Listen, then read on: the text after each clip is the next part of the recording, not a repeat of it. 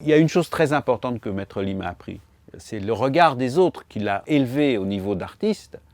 Mais moi, je me considère comme un artisan et c'est ce que m'a transmis Monsieur Lee. Je t'ai appris un métier et tu fais un métier. C'est fondamental.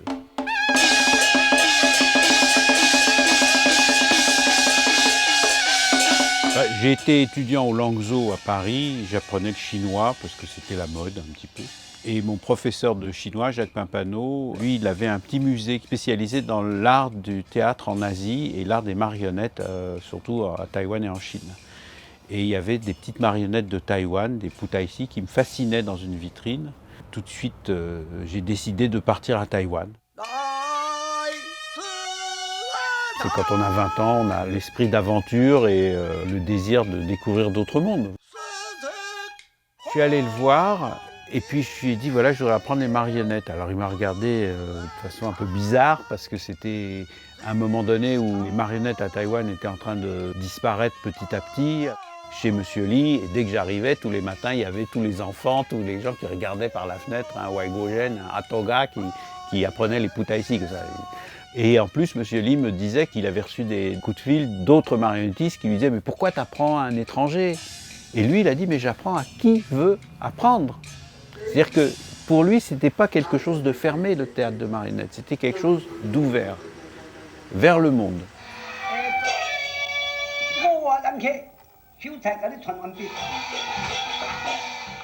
Lui parlait taïwanais et japonais, il parlait pas très bien mandarin au début. Et moi, je parlais français et pas mandarin encore. Au fur et à mesure, on s'est créé une langue, à tous les deux.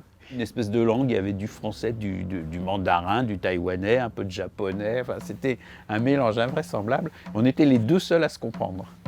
Le fait qu'on vienne d'un autre univers nous autorisait une liberté qu'un Taïwanais ne se serait jamais autorisé avec son maître, c'est vrai. Mais en même temps, qu'on a été très respectueux de Maître Lee, on l'a invité souvent en France. Il est venu 14 fois en France.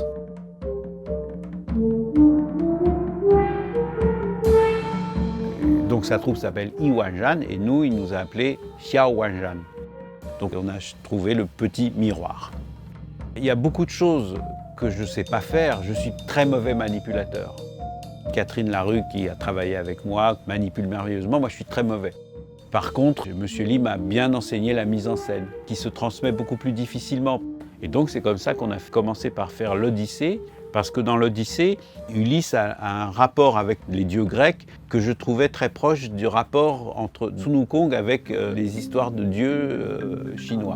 Ulysse naviguait vers son pays natal, que tous les vents assaillent sans aucune pitié. Une fin gigantesque, et vous allez m'aider.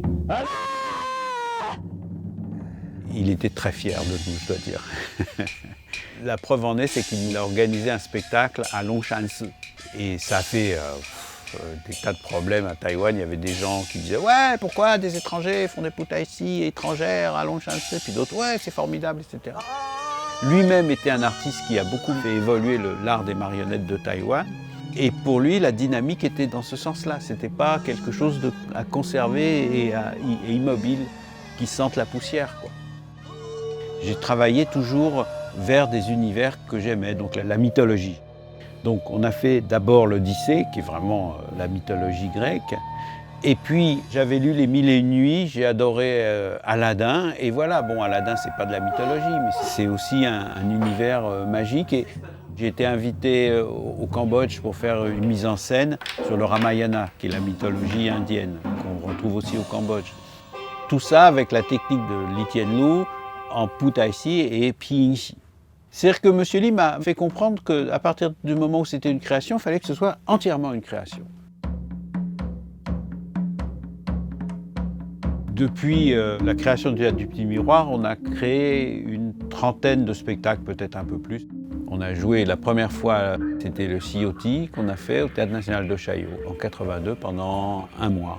Quand Monsieur Lee m'a proposé de faire l'Odyssée, au même moment, le théâtre de Chaillot m'a aussi proposé de créer l'Odyssée à Chaillot. Donc il y a une espèce d'un alignement des étoiles qui a fait que cette première création, on l'a créée dans le lieu le plus prestigieux de France. On a eu énormément de presse extrêmement positive. Les gens étaient fascinés par le raffinement des marionnettes. Et très tôt, on a commencé à jouer à l'étranger.